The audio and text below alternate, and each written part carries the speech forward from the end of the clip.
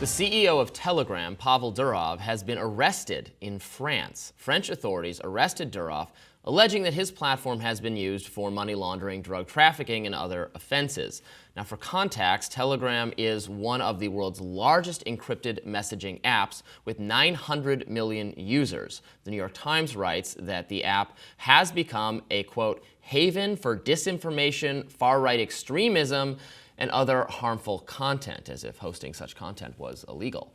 Durov's arrest at a French airport by that nation's cybersecurity and anti-fraud units is an important challenge for free speech globally. Durov was born in Russia and has French citizenship. The Russian embassy in France said in a statement that it asked French authorities for more details on the arrest. Meanwhile, Telegram said in a statement, quote, Telegram abides by EU laws, including the Digital Services Act. Its moderation is within industry standards and constantly improving. Telegram CEO Pavel Durov has nothing to hide, travels frequently in Europe. It is absurd to claim that a platform or its owners are responsible for abuses of that platform. We're awaiting a prompt resolution of this situation.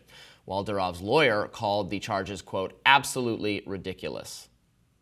Now, many have reacted to this news online. Rumble CEO Chris Pavlovski tweeted, quote, France has threatened Rumble, and now they've crossed a red line by arresting Telegram CEO Pavel Durov, reportedly for not censoring speech. Rumble will not stand for this behavior and will use every legal means available to fight for freedom of expression, a universal human right.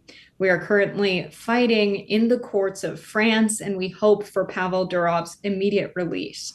Elon Musk tweeted this picture showing a line crossed out of TikTok and Telegram, with X and Rumble listed as next. Tucker Carlson wrote, quote, Pavel Durov left Russia when the government tried to control his media company, Telegram. But in the end, it wasn't Putin who arrested him for allowing the public to exercise free speech. It was a Western country, a Biden administration ally, and enthusiastic NATO member that locked him away. And Edward Snowden said, quote, the arrest of Durov is an assault on the basic human rights of speech and association. I am surprised and deeply saddened that Macron has descended to the level of taking hostages as a means for gaining access to private communications. It lowers not only France, but the world. So this is huge. Of course, it's not just, the censoring speech that he's been arrested for. It's, offenses including stolen goods, money laundering, fraud, terrorism, and the supply of drugs. So a lot going on here, but we've known justice systems to be weaponized. If it's about something else, they get them on other charges. The police can pull someone over. And if you start asking questions as to why they want your information and whether or not, they need to search the vehicle, they say it smells like weed or something.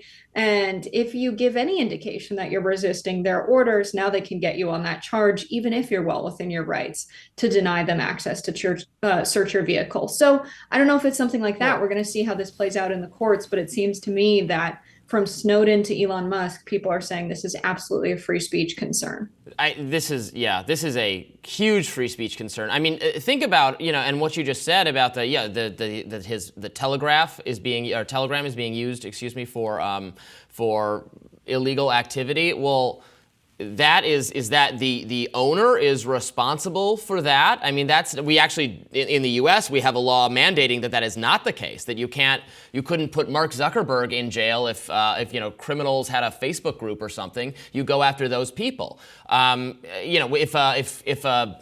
If robbers are going to rob a bank and they're communicating with themselves with each other on their cell phones, is like we don't haul the CEO of Verizon Wireless to jail. This is ludicrous that they're taking the position that he is responsible for the speech on the platform. Again, in the U.S., this is what Section 230 specifically prevents. It's why it's a good law. It stops the people who are moderating the platform it protects them from responsibility for policing bad or illegal speech. They should not have to do that, because that would violate all of our free speech rules. Because you can't have the platform if the moderator or the owner, the president has to police every single word uttered on the platform. It's not going to work that way. We're going to end up criminalizing everybody's speech, which is not surprisingly to me at all, maybe exactly what France wants to do. You know, this coming so quickly following Terry Breton, the EU bureaucrat who threatened Elon Musk a week or two ago for the interview that he was going to do with Donald Trump, and what if there's misinformation there. These are European bureaucrats are asserting these very broad new rights to censor speech. And again, in the New York Times, what it says there, you know, it is one thing if it's terrorism or violence or crime of that nature. Maybe, you know, there is some responsibility to police those sorts of things. What they're actually worried about is disinformation and far-right speech, which France and the European Union is trying to make illegal, but here in the U.S. we recognize is very, very different. That you have the right to say things that are incorrect. You don't have the right, yes, to organize terroristic violence on a social media site, and maybe the owner has to do something about that. But the other bottom line here is that this platform is end-to-end encrypted. So it's much harder to get a warrant and say, well, turn over these communications. They don't have them, which is a good thing, because this will protect us, or give us more protection from the government, reading our direct messages to each other when everything goes end-to-end encrypted. That'll be better for privacy and free speech. It'll be worse for nosy bureaucratic busybodies. Right. And the question becomes, is the CEO of Apple going to be arrested for messages exchanged over iMessage? Is Right. Mark Zuckerberg going to get arrested for any criminal activity happening via messages and organizing on WhatsApp?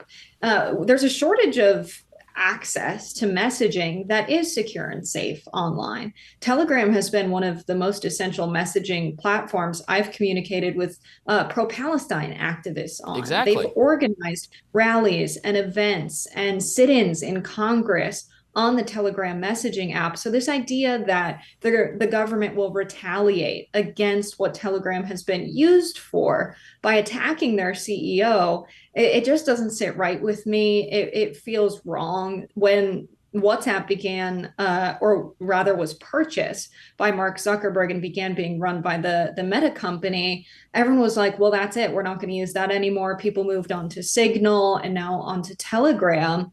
And so people want encrypted messaging that is secure, that cannot be read by a third party or be hacked or be obtained by the US government. People have some right to privacy. And if they want to use our messaging apps to convict people of crimes, that's an unreasonable search and seizure. They have to have probable cause to explore what we're talking about in a private setting. They can't just read our messages. That's not how the Constitution intends our civil liberties to exist in the world. Of course, this is happening in France, but I think it does raise, some questions for everyone who uses Telegram in the United States. Yeah, and consider Pavel Durov's life. This is someone who left Russia. He's not some pro-Putin sympathetic person. He wanted to escape Russia's censorious authoritarian government, and now he gets arrested not by Russians, but by the French, by the bastion of Enlightenment thought, where so many of our traditions of democracy and debate and the philosophy of free speech and civil liberties, classical liberalism, comes out of places in Europe like France and Britain, etc. The very places now where there is this level of leadership, of political leaders who want to criminalize speech. Again, they might, there is some underlying justification, of course, to combating actual violent crime and terrorism to the extent it's being organized on social media. We do have, for instance, some exceptions under our laws in the U.S. where the platforms are required to do some policing of, for instance, underage sexual conduct. And, that's fine. They have to police copyright infringement, that kind of thing. Fine, sure, there are exceptions. But mostly what they're citing here in their efforts to imprison this man is that there's too much disinformation on the platform. We've seen, often we've seen efforts to go after so-called disinformation that turns out it's just a legitimate disagreement, or it's not not foreign bots, that kind of thing. It has been such a slippery slope that we're coming to this place where this is what the Europeans are doing, and it makes me very, very grateful for the protections for free speech we have in America. But, we have Facebook and Twitter are American companies, and whether they're going to be able to keep operating in places in Europe, given this new enforcement of the Digital Services Act by Thierry Breton and now in France, is going to be an open question. So I think this is very, very bad. Right now it's mostly kind of vaguely right-wing people who are raising the most, sounding the alarm bells, Tucker Carlson, Elon Musk, CEO of Rumble, etc. But this is absolutely something that should not be partisan whatsoever. As you pointed out, you've used this app to communicate with Palestinians. That left people absolutely have used this app to agitate for human rights violations all over the world. So this is absolutely something that should be an issue that that everyone who has a principled commitment to free speech should be raising. So we will definitely continue to follow this case on the show and paying very, very close attention to it. Not good at all. More rising right after this.